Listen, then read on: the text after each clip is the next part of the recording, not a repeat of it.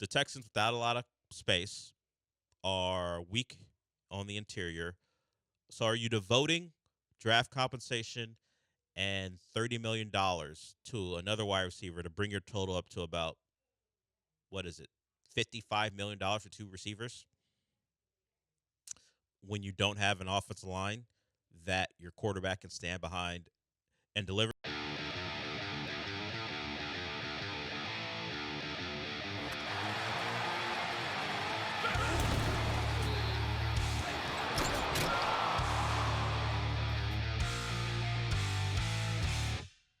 So the Texans need help at wide receiver. People have taken notice across the NFL, people who do the thing where they need to make a list because it's content season right now. They make a list, and the Texans generally are placed with the wide receiver, whether it be through the draft or free agent.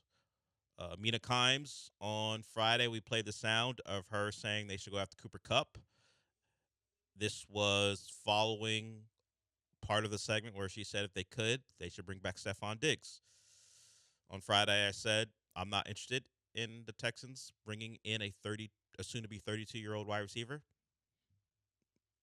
Much like the Astros, I don't like getting older, particularly at that position, particularly for a guy who can't stay healthy, and the numbers have diminished, along with the fact that do we expect Cooper Kupp to be as productive here, even if he is healthy, compared to what he was in LA when he had at least his football best friend throwing him the football?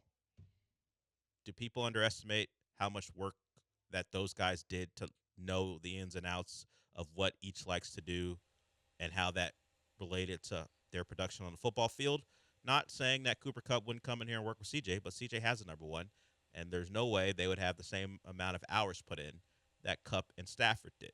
Yeah, they would have to get breakfast like every day. Yes, That's what Stafford and Kupp did. Yes, They won a Super Bowl. It worked out. Yes, it clearly worked out. So to expect that connection to a connection like that to flourish in Houston, even to like a 80% of what it was in LA, I think is kind of delusional. So that's why I'm out on the 32-year-old. I don't care what the compensation. It probably wouldn't cost that much as far as drafts compensation, how the salaries work out, whatever. I'm not a capologist.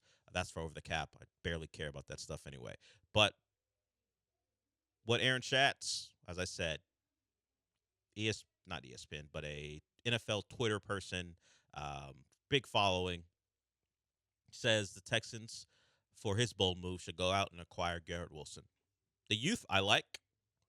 The compensation, I don't like as much because it's going to cost much more, and then you're going to have to pay him too. And, of course, you just paid a receiver, and it has worked in Philadelphia having two highly paid receivers, but they also had the offensive line that they figured out. And of course, they had the defensive front to get after the quarterback. We all saw what they did to win the Super Bowl. The Texans, without a lot of space, are weak on the interior. So are you devoting draft compensation and $30 million to another wide receiver to bring your total up to about, what is it, $55 million for two receivers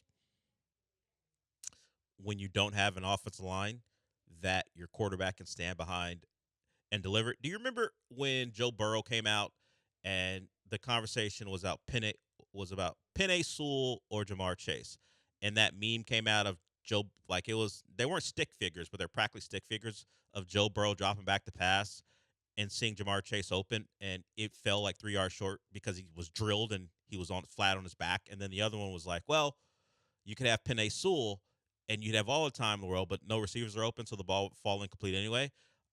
That was a meme for that particular decision for the Bengals. Of course, it worked out for both teams. The Lions got Penei Sewell. They're just fine, better than fine. So the Bengals, I mean, Joe Burrow has been hurt quite a bit, but Jamar Chase was a clear, really good choice.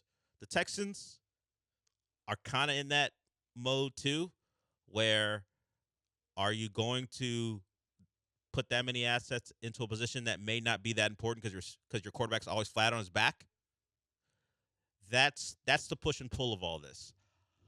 If I could trust them to draft offensive linemen and not have to spend on one to go get one, If I could trust the interior of the offensive line to be fixed through the draft, I go, okay, find out if you can go get Garrett Wilson, even if you have to pay him. But I don't trust them.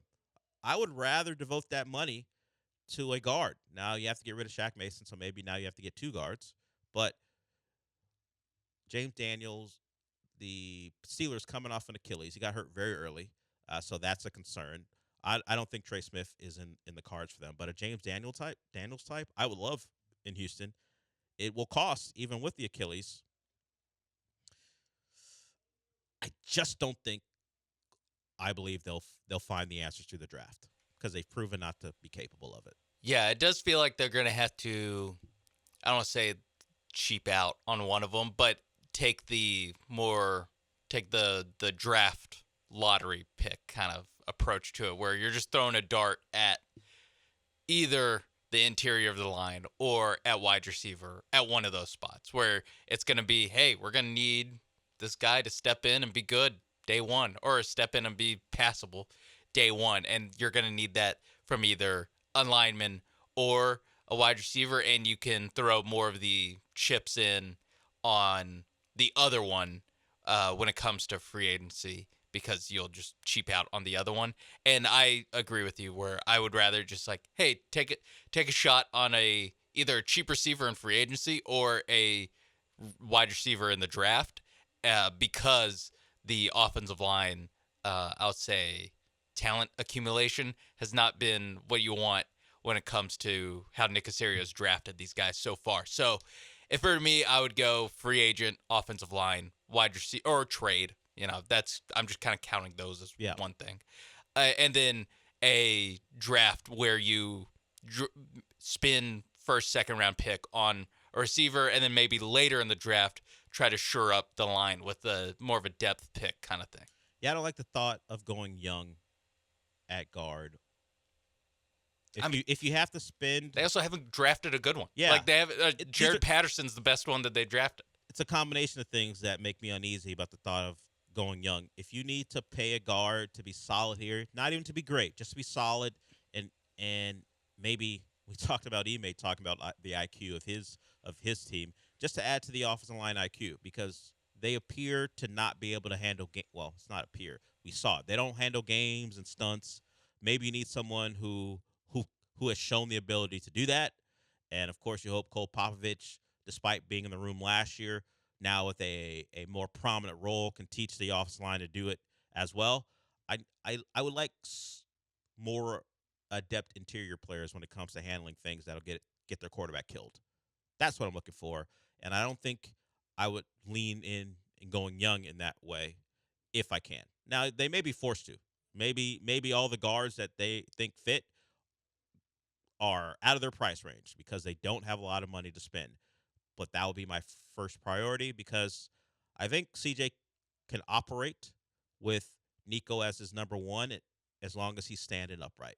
And then if you need to use a day 2 pick or a day 1 pick on a receiver, well, the top end, as far as you're not getting yourself a Malik Neighbors, that receiver may not exist in this draft, but the one that will always be remembered for some is the fact that Brian Thomas can't win in the 20s, and maybe your draft pick in the 20s hits that way too, whether it be in Ibuka or Luther Burden, whoever they may choose, or they can wait in the second round and do that as well. So I appreciate the guys making the list and saying trading for Garrett Wilson gets people's attention. It's better than saying trade for a guard from the 49ers or whoever it would be in that case. So you say, hey, the star receiver that wasn't happy with Aaron Rodgers, go get him. Yeah, the guy that's on people's fantasy teams. Yeah. The guys that people play with on Madden. I get it. Let's throw that guy on a graphic instead of some guy wearing number 68. Yeah, understood. I understand how the game works, but I saw the actual games last year, and Garrett Wilson ain't going to help CJ stay upright. We saw it. We had Tank. We had Steffan Diggs, and he still got pummeled, even when those guys were healthy. And it hurt their production because he couldn't get the ball to them. And it just played its part throughout the year. Turned him into someone who, on occasion, couldn't depend on to throw to open guys because everything had been affected pretty much from week 1 on. So we will see how the Texans approach this offseason without a lot of money, but they do have some draft capital, and my approach is and my thoughts are pretty clear on that. Okay.